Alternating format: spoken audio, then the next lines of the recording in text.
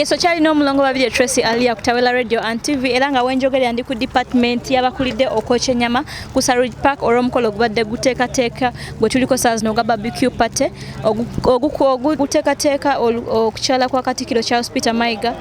Yes, ngenda kubanga ate mpaka zindalo mwami ono yomu kuboche nyama mumulaba ali bize sanso okulaba sebo kutawela radio and TV. Kale nyabo nange sanyiso balaba obwedda ndi wano ntambula bangamba go anena amanye ebyokwokya ennyama. Yes, omulimu guneno like gwenga gwo okubeera ng'ogukolera abantu ba community y'abana Uganda mu Alain ogufunyemu kyo bagwo okukola lwakwagala nze omulimu guno sigukola lwakuba nti nfunamu profit. Yes, sir. Abula tugukola nga bannayuganda kubeera wano netwokya ennyama netusanyuka nesigama nti tusasula tukikola lwakwagala. Ne kati sawa zino tulaba buli omu musanyufu, buli omu alidde, buli omu akuse. Tukwebaza olw'omulimu gw'okoze. Olukuŋŋaana luneeno lwa barbecue party olubadde lulangibwa gwe bikugendedde bitya nga gw'omu ku babadde mu kateekateeka k'okutegeka ebyokulya? Nga nze omu bintambulidde bulungi, sisobola complaininga nti bitambudde bulungi. Tweyanze gesebo. Kampaka zindala omukyalo nato abanga ate naye atunyumya tusanze okulaba nnyo okutalo agent. Kale nanjeba. Mbadde nsaba weeyanjulire omuwuliriza oba watawera lye yatulaba nga takumanyi. Nze bamutanisha. Ennyabo osangibwa wa? Muno mu Alain. Osangibwa muno mu Alain. Kakati olukuŋŋaana lunene obadde olumanyiko badde tolumanyiko oluguddeko bugwi oba oli omu ku bakakiiko ka Alain? Ndi omu ku bakakiiko ka text. Era oli ku kifo ki mu kakiiko? Tetunabalonda kakiiko this year. Yeah. But bwe tuba tutegese ekintu kitekerawamu. Okay. Yes, olukuŋŋaana luno olwa barbecue party badde erangibwa etteekateeka kujja kwa Katikkiro waneno mu UAE. Kugenze kutya lugenze lutya? Nkugenza bulungi kuba tufunye abantu okuva Abu Dhabi ne Dubai ne batwegattako. Ekirala tufunyemu information ennungi etugatta obumu. So kutambudde bulungi. Mbadde nsaba omuntu ali eyo ali mu UAE, ali mu Dubai, ali mu Sharjah omubuulire omugaso gw'okukuŋŋaanira wamu ng'Abannayuganda like bafunamu omugaso kikuba oli abo abasinga bayinza okuba bali eyo batya tebamanyi Bannayuganda be bakuŋŋaanira osobola okumubuulira omugaso guli mu bintu bino. Ekisooka ddala kutuyamba okubeera obumu. Kutuyamba okumanyagana abantu bangi ababeereyo nga Munnayuganda muno naye nga talina mulimu so emukuŋŋaanira wamu musobola okuba nga mukwatagana ng'abawamu ne musobola okuba nga muyamba muganda wammwe abamu babeera ano nga balinayo abaagala emirimu naye nga tetulina wetukandikira so bwe tuba tukoze okuŋŋaananga kuno kutuyamba abantu obeera ano n'olaba omuntu gwe mwava naye mu kyalo nga tomanyi nti ali wano. So yes, mbadde n'omukyala Nisha sigenda banga ate neyongerayo naye ngenda bancha balaga ebigendo mu maaso waneeno ku barbecue party mu Alain ku Saruj Park okyali n'omulongo babiri Tracy Alia ku Radiant TV tovaako. TV saa zino wenyimiridde nkyali n'omu kubookya ennyama oba kuba omu kubeetabye mu kwokya ennyama. Tusanze okulaba sebo ku Radiant TV. Naye nsanyusa okubaako ku mukutu gaggadde mu Emirates ate ne mu ggwanga lyonna okutwaliza wamu. Mbadde nsaba weyanjulire omulabi oba omuliza Radiant TV. Amannya Omutaka Bisaati Mundabudda Judeza Vida Fikisada Mixa nga buli omu abayagala okumpita okusinziira waawo omanyidde kuba ndi mu biti eby'enjawulo. Yesaba osinzidde wa ova mu Alain oba? Nze siri wa Alain naye olw'okuba nti Alain kitundu kya Abu Dhabi so kati kikinkakatako nange okubeera ng'owa Alain. Yes, yenyama.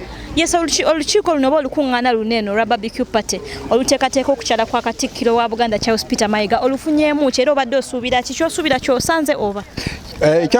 Ekyamazima kyensuubira kyensanze olw'okusooka kyenabadde ekimu ku byensuubira okusanga ku bantu abapya okunyumyamuko nabo okuwayamu kino nakiri n'okuba nga ate bwe ntuukiddewo kindaze nti ate bo bamanyi nnyo nekigenda mu maaso oba oliawo n'okunsinga.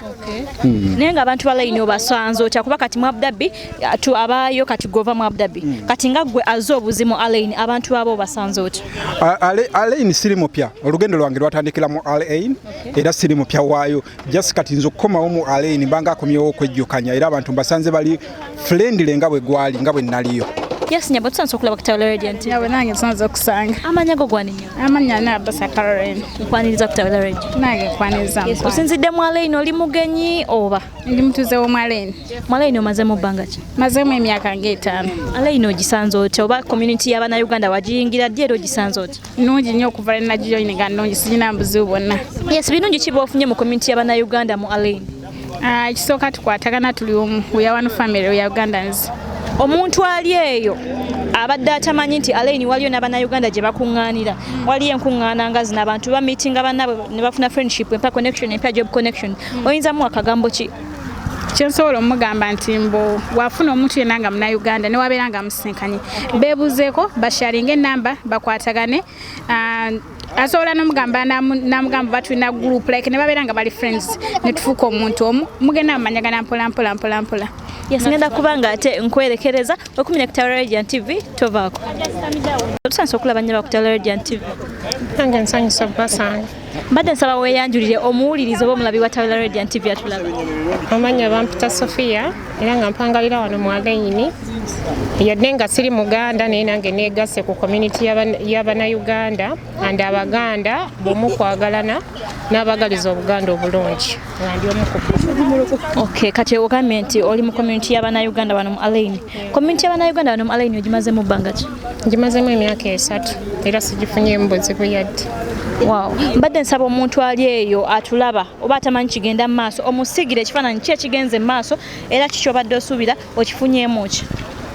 Nze nfunyemu ebirungi bingi nze omu ng'omuntu okukwatagana family tujja nga tetulina gw'omanyi naye ojja wano n'osanga emikwano abamu ne bafuuka ab'oluganda in fact tuli kimu.